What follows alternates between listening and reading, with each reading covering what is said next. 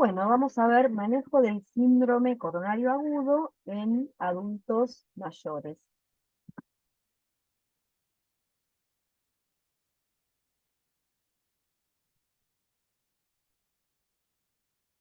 Y American Heart Association, Asociación Americana de Cardiología, publicó una declaración en la revista Circulation en diciembre de 2022 acerca de la influencia de la edad en el diagnóstico y tratamiento del síndrome coronario agudo en personas mayores de 75 años. Se producen cambios en el sistema cardiovascular relacionados con el envejecimiento normal y las situaciones clínicas no relacionadas con el corazón, que se vuelven más comunes con la edad. A este grupo etario, que es creciente, se debe brindar una atención y seguimiento adecuado para mejorar su calidad de vida y disminuir la morbimortalidad. Hacer un seguimiento, ¿no? Para que el bienestar y la buena salud puedan sostenerse en el tiempo.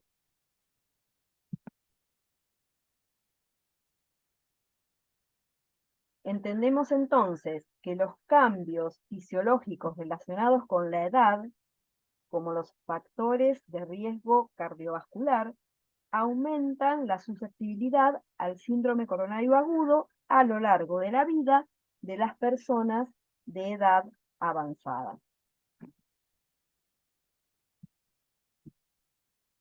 Los síndromes geriátricos, que incluyen fragilidad, multimorbilidad, propensión a la formación de la placa aterosclerótica, deterioro de la función cognitiva y física, la polifarmacia, como sabemos, y otras situaciones complejas que se presentan y que pueden socavar la eficacia terapéutica de los tratamientos basados en pautas ya establecidas, como también la capacidad de recuperación de los adultos mayores, valga la redundancia, para recuperarse y para sobrevivir.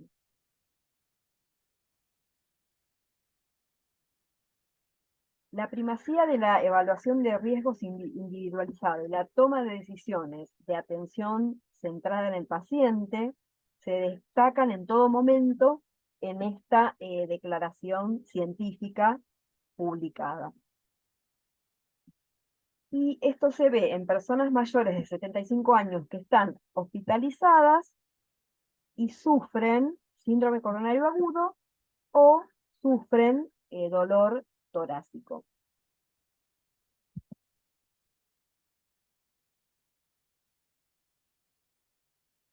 Bueno, esta nueva declaración, llamada Tratamiento del Síndrome Coronario Agudo, cuyo acrónimo es SSA, en la población de adultos mayores, destaca la evidencia reciente para ayudar a los médicos y al equipo de salud a atender de la manera mejor posible, digamos, a los pacientes mayores de 75 años.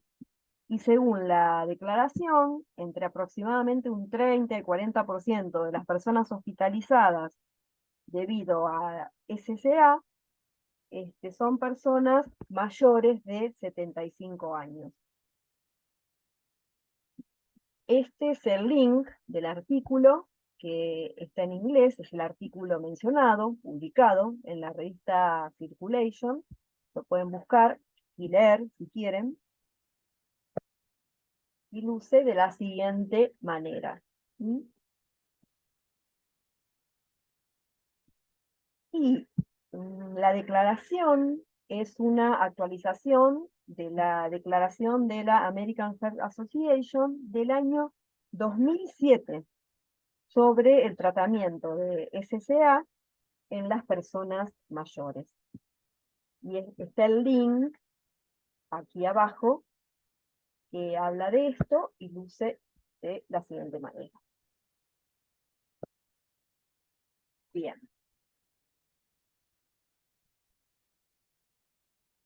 Las guías de práctica clínica se basan en la investigación por medio de ensayos clínicos, como sabemos, ¿no? Sin embargo, se suele excluir a los adultos mayores de los ensayos clínicos controlados, digamos, porque sus necesidades de cuidado de salud son más complejas en comparación con pacientes más jóvenes. Por ejemplo, en un adulto mayor es riesgoso tratarlo a una parte del grupo, digamos, con un placebo. Implica un riesgo alto, ¿no? Entonces, incluir a este grupo etario en ensayos clínicos. Por eso no hay tantos quizás.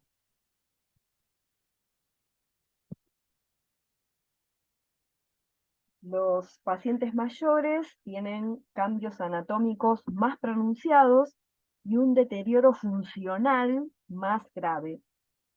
Y también son más propensos a padecer afecciones de salud no relacionadas con enfermedades cardíacas, como debilidad, otros trastornos crónicos, por ejemplo, que son tratados con varios medicamentos, de ahí viene, como dijimos, la polifarmacia, disfunción física, deterioro cognitivo, incontinencia urinaria, entre otras, ¿no?, situaciones clínicas.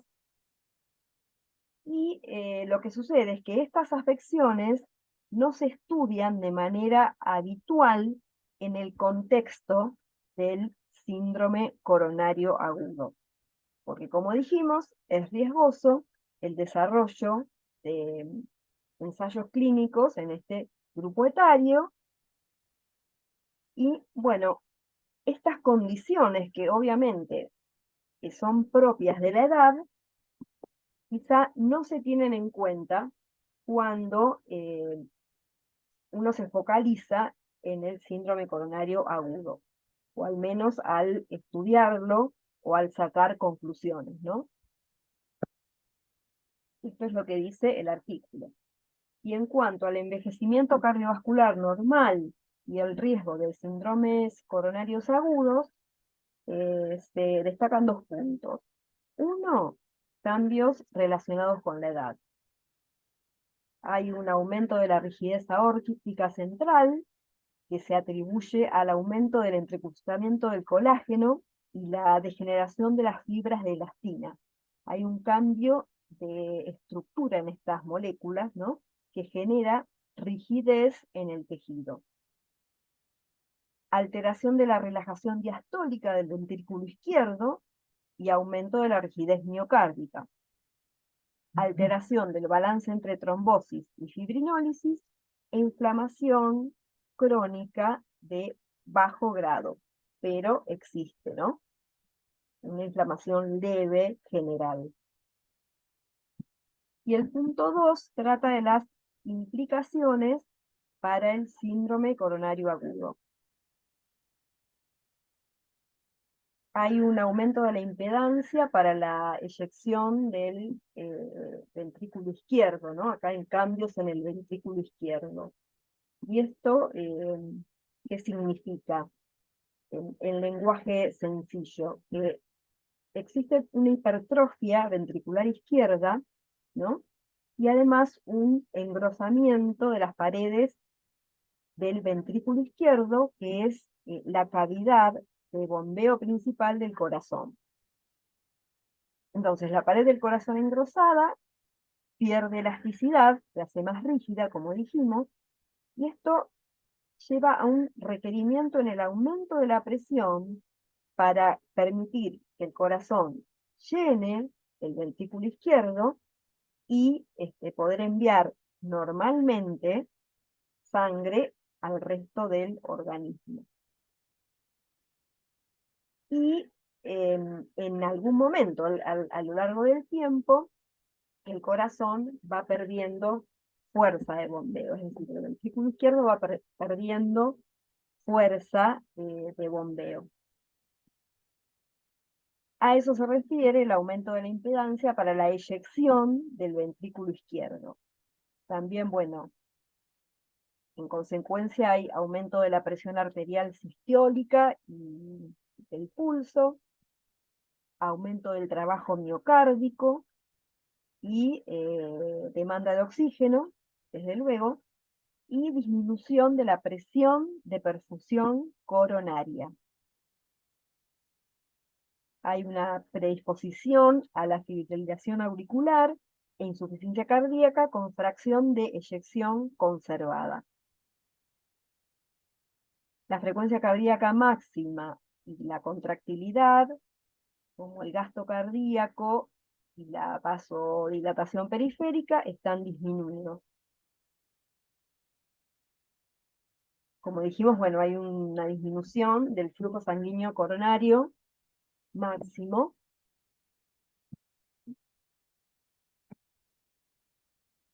Vemos en esta diapo. Y un aumento del riesgo de tromboembolismo venoso y arterial, y aumento de la aterogénesis y síndromes pediátricos, incluida la fragilidad.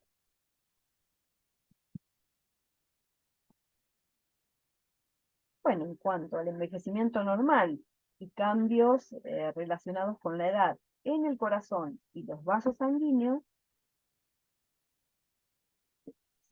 sabemos que los cambios cardiovasculares hacen más compleja la situación.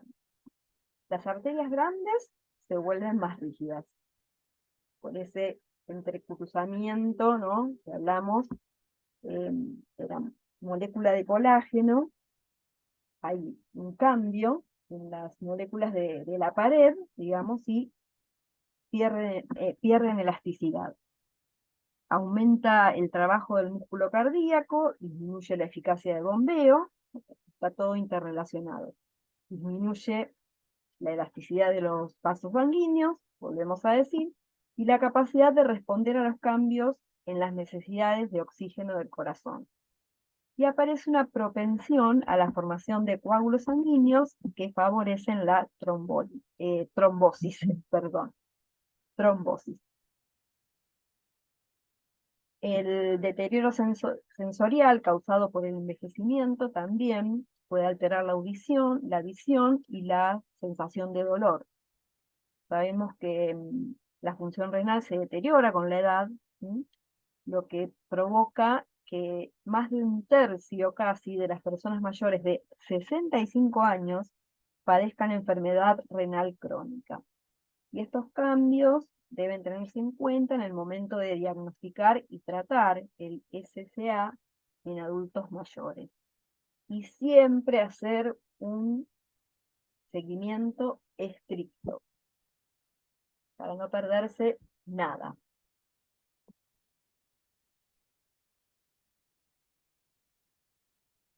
Y dentro de las consideraciones se incluyen los siguientes puntos. Es más probable que el SCA se presente sin dolor torácico en adultos mayores y que produzca síntomas como dificultad para respirar, desvanecimiento o confusión repentina, ¿no? Y se debe estar atento a la presencia de estos síntomas en un paciente que entre a la guardia. La medición de los niveles plasmáticos de la enzima troponina es una prueba estándar para diagnosticar el SCA en personas más jóvenes. Sin embargo, es posible que los niveles de troponina ya sean más altos en las personas mayores, por adaptación, especialmente en aquellas que presentan enfermedad renal y rigidez del músculo cardíaco, propios de la edad, ¿no? Los cambios relacionados con la edad en el metabolismo, el peso y la masa muscular pueden requerir diferentes opciones de medicamentos anticoagulantes para reducir el riesgo de hemorragia. Es decir, habrá que ver qué anticoagulante usar eh, para las personas que usan este tipo de tratamiento, anticoagulantes que produzcan el menor riesgo de hemorragia.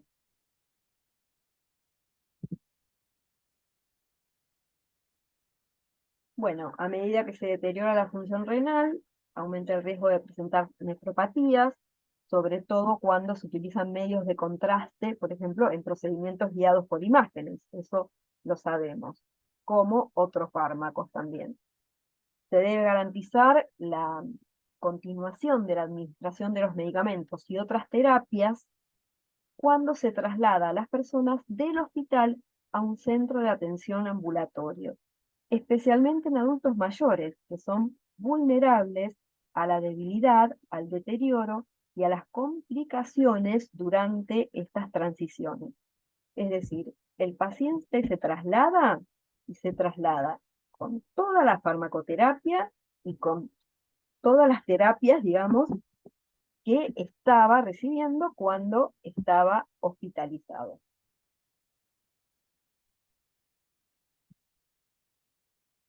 En cuanto a la polifarmacia, sabemos que aumenta la probabilidad de interacciones entre medicamentos. Se recomienda usar la aplicación Drug Interaction Checker, y acá este link es muy bueno, es referencemedscape.com, que arroja, digamos, nos puede dar datos confiables. Es un buen sitio para consultar interacciones y otro tipo de datos farmacológicos acerca de un medicamento o acerca de alguna patología. Lo pueden visitar y pueden recorrerlo. Es muy interesante. Bueno, y es esencial realizar una revisión detallada de todos los medicamentos, lógicamente, incluidos los suplementos y los medicamentos de venta libre, y también las hierbas medicinales que pueda estar tomando el paciente. No en internación, pero sí que venga tomando en su casa, digamos, ¿no? Idealmente con el asesoramiento de un farmacéutico que tenga experiencia en geriatría. Y acá, bueno, nos están incluyendo en el equipo de salud como corresponde. Este es el Drug Interaction Checker.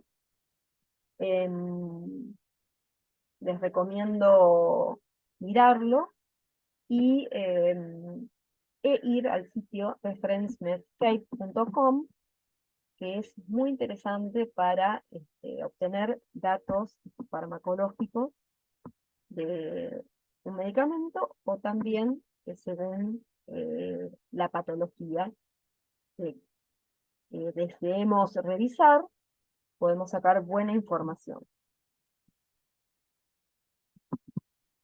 En cuanto al equipo tratante, el equipo es multidisciplinario, es el equipo que atiende a los adultos mayores con SCA y está conformado por cardiólogos, cirujanos, pediatras, médicos de atención primaria, nutricionistas, farmacéuticos, profesionales de rehabilitación cardíaca, trabajadores sociales, personal de enfermería y familiares. Además,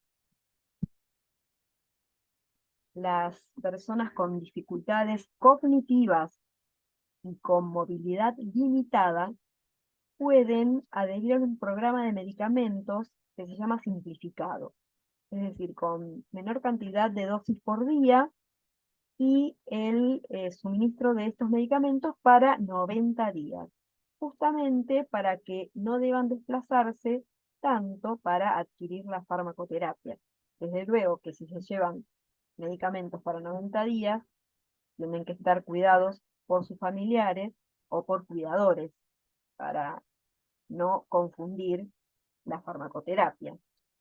El control de la carga de los síntomas, el estado funcional y la la calidad de vida durante el seguimiento posterior al alta son importantes para observar la progresión del paciente en relación, digamos, con sus objetivos de atención y también para medir o ir midiendo el potencial de mejora. Ahora vamos a ver en un gráfico siguiente que la asociación bidireccional entre el síndrome coronario agudo y los síndromes geriátricos están influidos por varios factores, incluido el envejecimiento fenotípico, los mecanismos fisiológicos, los mecanismos celulares y subcelulares, la genética y el medio ambiente. Y acá pueden ver y después pueden analizar este cuadro que amplía un poquito y muestra un poquito lo que estamos diciendo.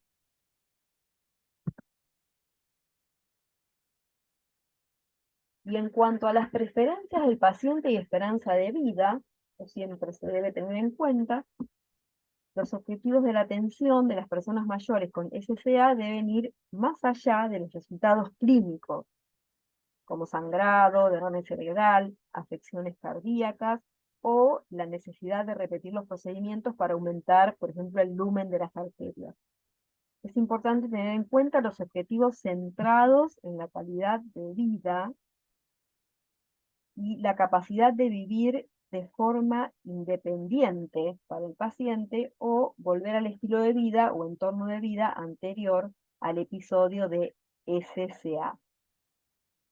Es decir, tratar de que el paciente pueda manejarse lo más independientemente posible y focalizar en su mejor estilo de vida y no tanto en el enciclopedismo clínico, que sea un equilibrio entre las dos cosas, ¿no? Se entiende así.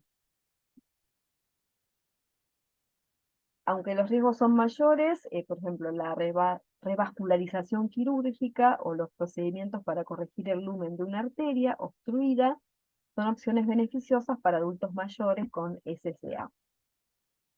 Si no se elige un tratamiento invasivo, los cuidados paliativos pueden ayudar a controlar los síntomas, mejorar la calidad de vida y brindar apoyo psicosocial. Y la métrica para la atención de calidad eh, incluye objetivos medibles como los días que los pacientes pasan en su casa, cómo lo pasan, cómo se desenvuelven, cómo se encuentran, el alivio del dolor, por ejemplo, la comodidad o la incomodidad y demás.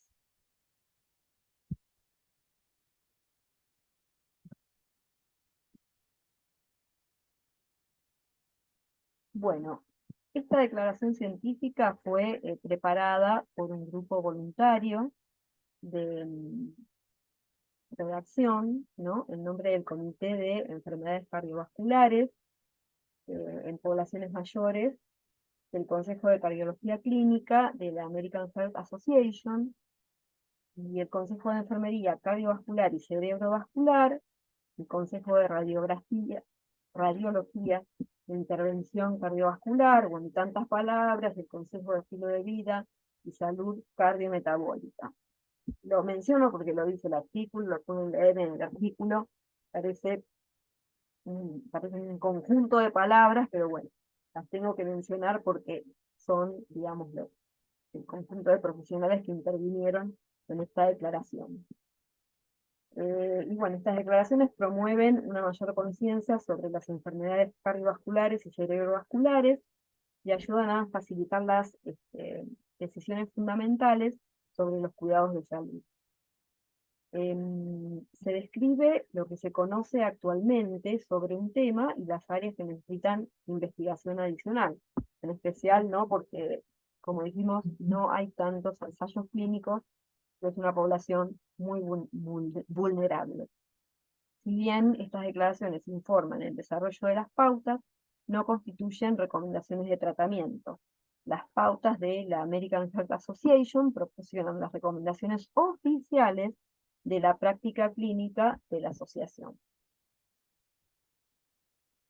Bueno, acá tenemos la referencia bibliográfica, los autores, la fuente donde fue publicado el artículo. También fue publicado en el sitio Intramed, de donde se obtuvo el banco de imágenes que se presentan en las diapositivas, los coautores y nuevamente el link del artículo que recomiendo leer porque, bueno, este es un resumen, digamos, es muy interesante a los fines de este tema.